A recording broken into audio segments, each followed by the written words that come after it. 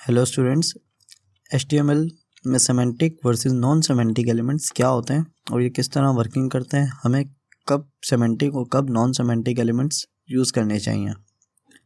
HTML semantic elements क्या होते हैं? Elements that clear describe their meaning and role in the web page. Semantic की जो meaning होती है वो मीनिंग ही है। सेमेंटिक की मतलब क्या है? मीनिंग, यानी कि वो टैग्स जो अपना रोल या अपनी मीनिंग डिस्क्राइब कर रहे हो कि ये टैग किस काम के लिए। ये हेल्प करता है ब्राउज़र को, डेवलपर को और सर्च इंजन को कि स्ट्रक्चर और कंटेंट किस तरह बनता है, और ये इम्प्रूव करता है एक्सेसिबिलिटी और एसईओ को। जैसे कि फॉर एग्जांपल आपको पता लगेगा, जैसे हमने कोई हेडर बनाना है, वेबसाइट के अंदर हेडर का बनाना है, तो हेडर के लिए हमें हेडर का टैग लेना पड़ेगा। अगर हम नहीं लेंगे तो उससे क्या होगा, एसईओ को नहीं पता लगेगा और डेवलपर को भी मुश्किल होगी कि यार ये डिव ली हुई है तो ये किस काम की है। हेडर होगा तो उसको पता है कि यार ये हेडर है और ये टॉप का हिस्सा है। ऐसे ही फुटर है तो फुटर के लिए भी एक टैग है। ऐसे ही आर्टिकल है, आर्टिकल के लिए भी एक टैग है। सेक्शन है, सेक्शन के लिए भी एक टैग है। कोई एक बड़ा सेक्शन लेना, कोई गैलरी सेक्शन लेना है, कोई अबाउट सेक्शन लेना है एक पेज में, तो हम सेक्शन ले लेंगे, ठीक है। और उसके वो अबाउट का सेक्शन होगा और हम उसके अंदर वर्किंग करेंगे। नेव बार हम लोग जब लेते हैं तो हम लोग सारे लिंक्स नेव के अंदर लेते हैं, नेव का टैग लेते हैं, देन ULLI, देन एंकर लेते हैं।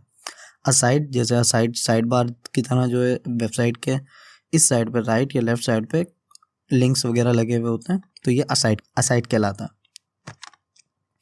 नॉन सेमेंटिक एलिमेंट्स कौन से होते हैं? Elements do not describe their contents meaning, यानी कि वो टैग्स जो अपनी मीनिंग डिस्क्राइब नहीं करते, और ये सिर्फ जो है स्टाइलिंग और जेनरिक ग्रुपिंग के लिए इस्तेमाल होता है। इसको हम सेमेंटिक के तौर पे, एसईओ के तौर पे नहीं इस्तेमाल कर सकते हैं।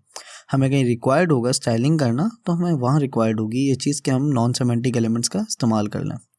फॉर एग्जांपल डिव क्या है? डिव कोई एक टैग है, ये ब्लॉक लेवल एलिमेंट है, ये हमने पिछले ट्यूटोरियल में पढ़ा है। तो डिव क्या है? एक जेनरिक कंटेनर है। देखें, डिव से पता नहीं लग रहा कि क्या है, डिव के अंदर क्या है। डिव हो सकता है कार्ड भी हो सकता है, डिव में 2-3 एलिमेंट्स को हम ग्रुप भी कर सकते हैं, ठीक है।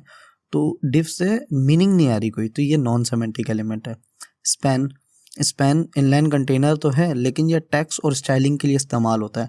जैसे मैंने पिछले ट्यूटोरियल में बताया था कि पी पैराग्राफ का एक टैग लिया, उसके अंदर हमने एक पैराग्राफ लिया, उसके अंदर कोई एक वर्ड है जिसको हम स्टाइलिंग अलग से करना चाह रहे हैं, उसमें अलग से कलर देना चाह रहे हैं, उसको अलग से स्टाइलिंग करना चाह रहे हैं, तो हम क्या करेंगे, उस अलग वर्ड को स्पैन में ले लेंगे, देन हम उसको आईडी या क्लास देकर उस स्पैन को स्टाइलिंग कर लेंगे, ठीक है। तो नॉन सेमेंटिक एलिमेंट्स वहाँ यूज़ होते हैं।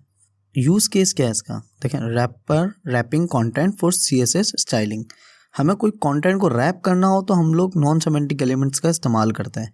जैसे एग्जांपल, डिव लिए और उसको एक क्लास दे दी कार्ड।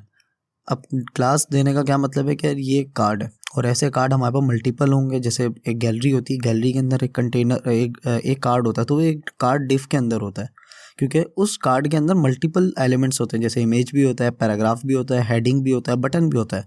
तो उनको रैप करके एक डिव के अंदर रख लिया। उससे क्या फ़ायदा होगा, हमें स्टाइलिंग करनी होगी तो हम उस कार्ड के अंदर के एलिमेंट्स को अलग से स्टाइलिंग कर सकते हैं, उस कार्ड को भी स्टाइलिंग कर सकते हैं कार्ड के ज़रिए, क्योंकि कार्ड हमने क्लास दे दी, आईडी दे दी, ठीक है। तो नॉन सेमेंटिक एलिमेंट्स को किस चीज़ से हम आइडेंटिफाई करते हैं? उसकी क्लास से या उसकी आईडी से। नॉन सेमेंटिक और सेमेंटिक एलिमेंट्स का डिफरेंट क्या है? सेमेंटिक एलिमेंट्स क्या है? क्लियरली डिस्क्राइब करते हैं अपनी meaning. Non semantic do not describe their meaning. और सेमेंटिक एलिमेंट्स क्या करते हैं? इम्प्रूव करते हैं एसईओ को, सर्च इंजन को, कि ये वेबसाइट में जो ये कंटेंट है ये क्या लिखा हुआ है। ये जो हेडर है, ये हेडर का टैग से पता लगेगा एसईओ के क्रॉलर को कि ये हेडर है। एसईओ के क्रॉलर को कैसे पता लगेगा? फुटर ये है तो उसको फुटर के टैग से पता लगेगा। अगर हम फुटर के टैग की जगह डिव दे देंगे तो क्रॉलर आइडेंटिफाई नहीं कर पाएगा कि ये फुटर है या नॉर्मल कंटेंट है, ठीक है। तो ये इस चीज़ को समझें। यूज़ मेनली फॉर स्टाइलिंग और लेआउट पर्पस, जो मैंने अभी आपको बताया कि हमें कार्ड बनाना है, गैलरी का कार्ड, तो हमने एक डिव के अंदर ले लिया, क्योंकि रैप कर दिया तो ये लेआउट बनाने के लिए इस्तेमाल कर रहे हैं, या पैराग्राफ के अंदर स्पैन।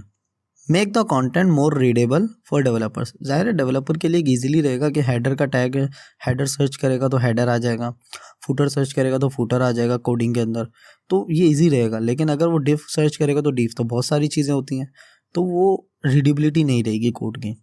और नॉन सेमेंटिक एलिमेंट क्या क्या? Make the structure less clear without class and name. मैंने अभी आपको बताया ना कि अगर कोई डिव है तो वो डिव किस चीज़ की है, तो हम उसके अंदर एक क्लास या आईडी लगाएंगे कि ये कार्ड है, ये कॉन्टैक्ट फॉर्म है। तो इस तरह उसको आइडेंटिफाई कर सकते हैं हम लोग। तो ये डिफरेंस था हमारे पास सिमेंटिक और नॉन सिमेंटिक एलिमेंट्स का, जिसका हमने बिल्कुल ध्यान रखना होता है अपनी कोडिंग करते हुए, अपनी वेबसाइट को बनाते हुए, प्रैक्टिस करते हुए। Thank you, keep learning is the best. Subscribe करें दी प्रोवाइडर्स को, शेयर करें, लाइक करें